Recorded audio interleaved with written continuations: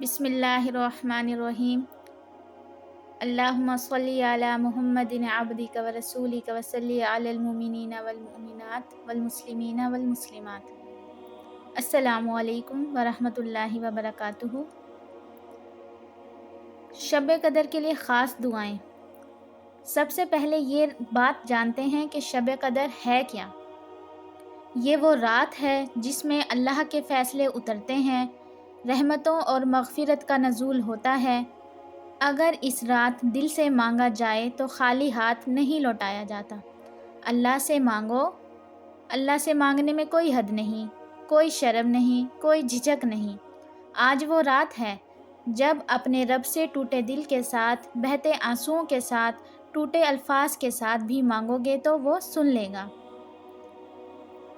کچھ دعائیں جو میں آپ کو بتاتی ہوں، اپنے رب کے حضور گڑ گڑا کر مانگ سکتے ہیں۔ نمبر 1، بہترین شریک حیات کے لیے دعا۔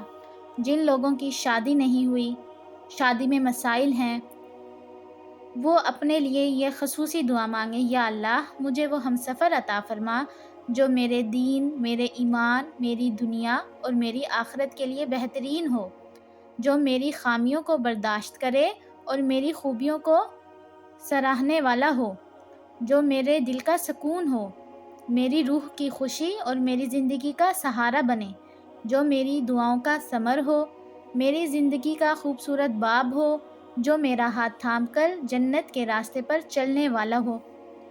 نمبر 2، کیریئر اور رزق کے لیے دعا۔ یا اللہ میرا رزق وسیع فرما، میری محنت میں برکت عطا فرما، میرے نصیب میں وہ کامیابی لکھ دے جو میرے لیے بہترین ہو۔ یا رب مجھے کسی کا محتاج نہ کرنا، مجھے حلال رزق کی برکت دے اور جو میرے دین اور دنیا دونوں کے لیے فائدہ مند ہو۔ نمبر 3، صحت اور تندرستی کے لیے دعا۔ یا اللہ مجھے اور میرے پیاروں کو صحت کاملہ عطا فرما، ہر بیماری، ہر درد، ہر تکلیف کو ہم سے دور کر دے، میرے جسم کو بھی صحت مند بنا، میرے دل کو بھی سکون دے اور میرے ذہن کو بھی مضبوط بنا۔ یا شافی تو ہی شفا دینے والا ہے، مجھے ہر ظاہری اور باطنی بیماری سے نجات عطا فرما۔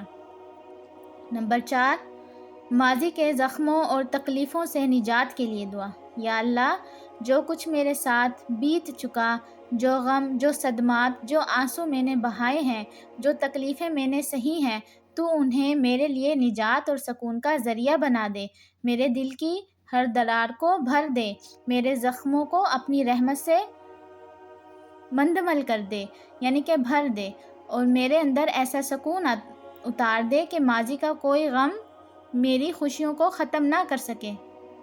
نمبر 5، دل کی صفائی اور حسد، بغض، کینہ سے نجات کے لیے دعا۔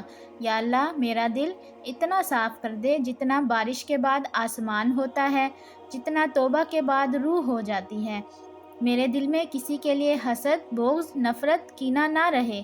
مجھے ایسا بنا دے جو دوسروں کی خوشی میں خوش ہو، جو معاف کر سکے، جو دوسروں کو دل سے چاہ سکے۔ یا رب مجھے نرم دل، صابر اور شکر گزار بنا دے۔ نمبر 6، ذہنی سکون، ذہنی وضاحت اور فیصلہ سازی میں آسانی کے لیے دعا۔ یا اللہ میرے دل و دماغ میں روشنی ڈال دے، مجھے صحیح اور غلط میں تمیز کی طاقت دے، مجھے ذہنی دباؤ سے نجات عطا کر، مجھے ایسا دل دے جو کسی بھی آزمائش میں گھبرائے نہ، ایسا دماغ دے جو ہر مسئلے کا حل تلاش کر سکے، اور ایسی روح دے جو ہمیشہ تیرے فیصلوں پر راضی رہے۔ یا رب میرے ذہن کو الجھنوں سے آزاد کر دے، مجھے ہر فیصلے آسانی سے کرنے کی توفیق دے اور میری سوچ کو مثبت بنا دے۔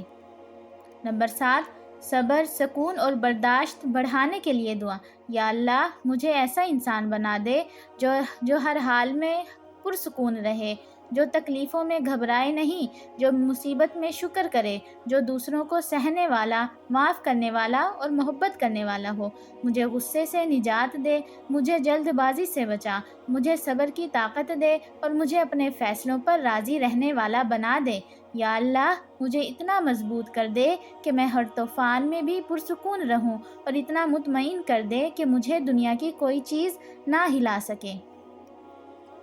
یہ رات خاص ہے، اسے جانے نہ دیں۔ اپنی روح کے اپنی روح کے سب بوجھ اتار دیں، اللہ تعالیٰ سے اپنی مغفرت مانگیں۔ آج اپنے آپ کو اپنے رب کے حوالے کر دو، اللہ کے آگے جھک جاؤ، رو لو، دل کھول کر مانگو، کیونکہ اللہ ہر چیز سن رہا ہے اور وہ تمہاری دعاؤں کو ضرور قبول کرے گا۔ اللہم انک عفو تحب العفو فاعف عنی، اے اللہ تو معاف کرنے والا ہے، معافی کو پسند کرتا ہے، پس مجھے معاف فرما۔ یا اللہ ہماری ساری جائز دعائیں قبول فرما، ہمارے دل کے زخموں کو بھر دے، ہمارے غموں کو خوشیوں میں بدل دے اور ہمیں دنیا اور آخرت کی بھلائی عطا فرما، آمین ثم آمین۔ اب جن لوگوں کا لیلۃ القدر میں عبادت کرنے کا دل نہیں کر رہا ہوتا نا، تو ان کو کچھ اہم کام کرنے چاہیے، چھوٹے چھوٹے کام، مثلاً صاف ستھرا لباس پہننا، پرفیوم لگانا، چھوٹے چھوٹے کام کرے، تسبیحات پڑھنا، اذکار پڑھنا، پھر ایسے نیکی کرنے کا دل کرتا ہے، عبادت کرنے کا دل کرتا ہے۔ علماء نے لیلۃ القدر کے 4 مطلب بتائے ہیں، جن میں سے ایک یہ ہے کہ اہم رات، شان والی رات، عبادت والی رات۔ تو جو بندہ اس رات میں عبادت کرتا ہے اس کی ویلیو بھی بڑھ جاتی ہے اللہ کے نزدیک، وہ بھی اہم ہو جاتا ہے۔